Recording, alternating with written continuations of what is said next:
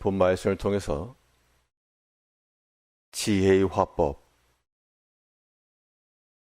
화법이라는 제목으로 하나님의 말씀 증거하겠습니다.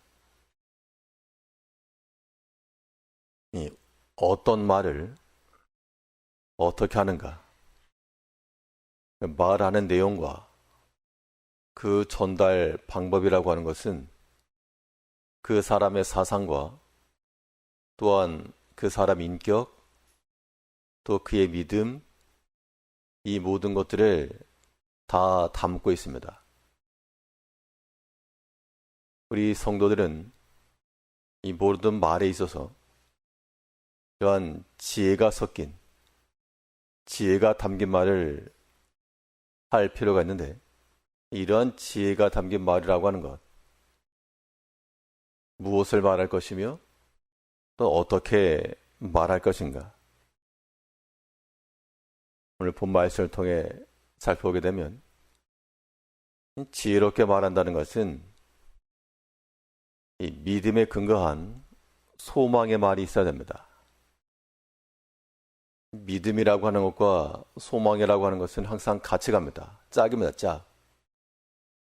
믿음이 있는 자리에 소망이 있고, 또 소망을 품은 그 자리에서 믿음이 견고해지는 겁니다. 글쎄, 믿음이라고 하는 것은 이 장차의 일에 대한 기대감이기 때문에 그것이 우리에게 소망이 되고, 또 하나 앞에 기도의 제목이 되고, 지금 당장 눈앞에 나타나지 않았기 때문에 믿음으로 보는 것이요, 또한 장차 일어날 것을 기대하는 것이기 때문에 소망인 겁니다. 그런 의미에서 보면 이 믿음에 근거한 소망을 품는 사람들은 항상 앞으로 되어질 일, 장차 도래할 일, 여기에 관심을 기울이고 여기에 많은 부분이 가 있는 겁니다. 그런데 그렇지 못한, 지혜롭지 못한 자들은 항상 과거 지향적이 되어가지고 예전에 어떠했다, 그렇게 말하는 것, 그것은 지혜롭지 못하다 그랬습니다. 오늘 본문 10절 다시 보시면, 옛날이 오늘보다 나은 것이 어찌미냐 하지 말라. 이렇게 묻는 것이 지혜가 아니니라. 옛날이 더 나았다, 그렇게 말하는 것은 지혜가 아니라 그랬습니다.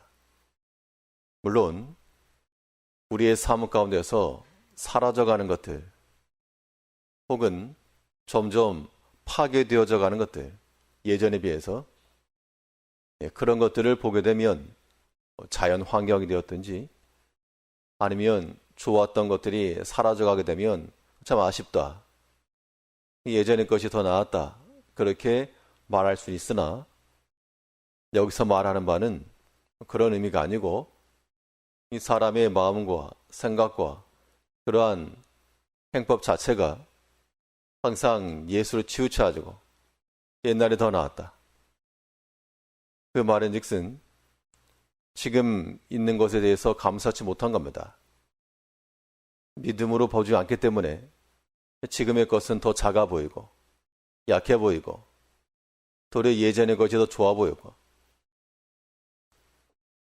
하나님께서 이 백성들을, 이스라엘 백성들을 출애굽하여 광야로 이끌어내셨을 때 하나님께서 매일같이 만나로 그들을 먹이시고 또 구름기둥과 불기둥으로 보호하시고 매일매일 은혜 가운데 산 겁니다.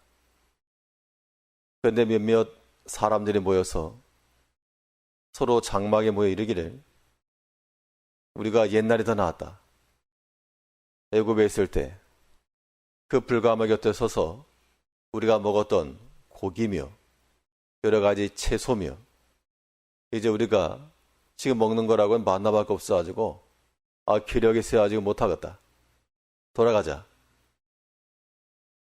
그렇게 말하는 사람이 있었다는 겁니다. 분명 하나님의 구원이 있었고 그들이 홍해를 건넜고 또 그날 아침도 하나님께서 내려주신 그 만나로 배를 채웠음이 분명하지만 그거는 만족이 안 되고, 또 그깟 거, 이 정도 거. 만족이 안 되고 자꾸 예전의 것 생각난다는 겁니다. 그러한 마음 자체라고 하는 것은 불행. 하나님의 백성들은 비록 우리의 현실이라고 하는 것이 예전만 못할지라도 우리의 관점이라고 하는 것, 말의 모든 방향은 옛날로 치우치는 것이 아니고 어제가 더 좋았다. 그건 아무런 유익이 없습니다.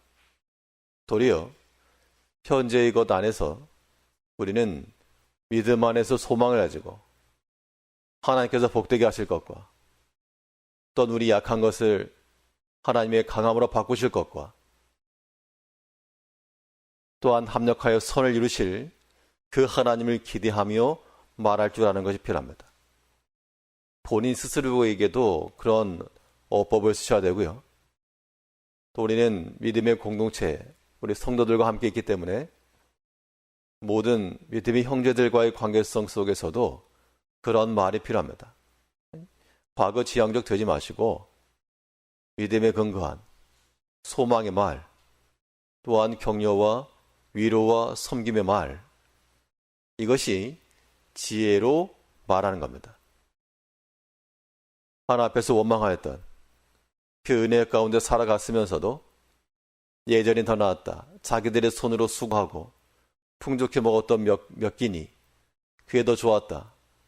그런 원망과 불평으로서 살아가지 않고 하나님께서 우리에게 남겨주신 이거 비록 상실된 게 있어도 그것도 귀하고 하나님께서 남겨주신 그릇 어개와도 같은 붓으로 어개와도 같은 이거 참 귀하다. 이것으로 충분히 산다. 필요한 것이면 하나님께 더하실 것이다.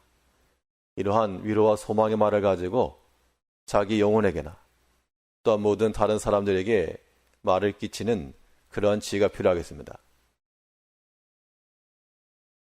또 이 지혜롭게 말한다라고 하는 것은 우리의 성실함 가운데 있는 책임의 말. 사람이 자꾸 옛일을 떠올리고 예전이 더 나았다.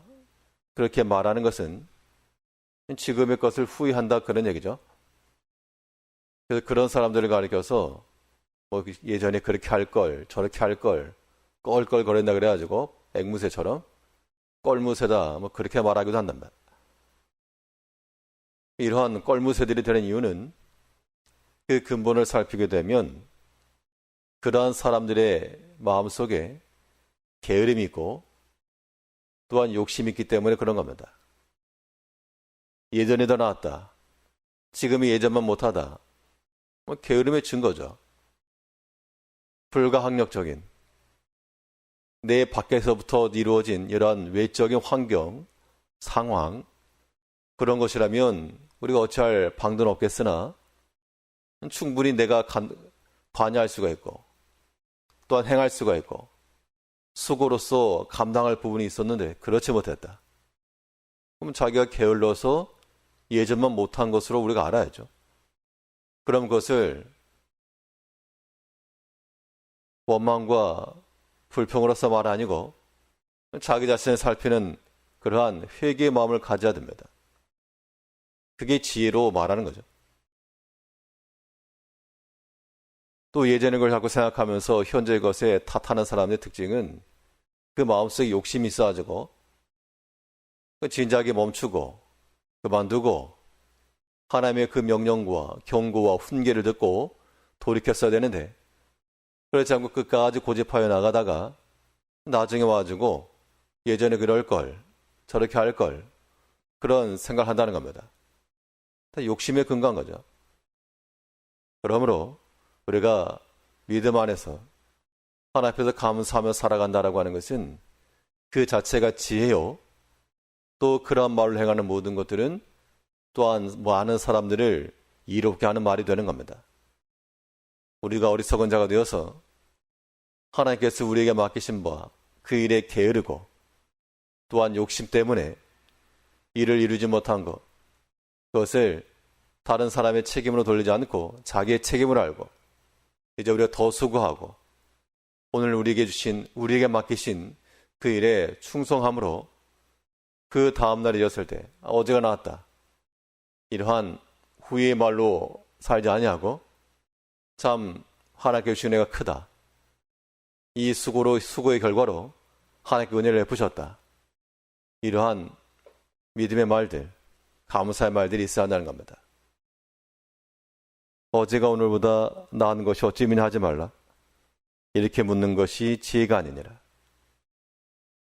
우리 성도들의 모든 생각과 말 속에는 언제나 믿음에 근거한 소망의 말이며 우리의 성실함에 근거한 책임의 말을 가지고 우리 모두 하나님께 주신 것을 감사하며 즐거워하며 살아가시는 성도님들 되시길 바라겠습니다. 기도하겠습니다.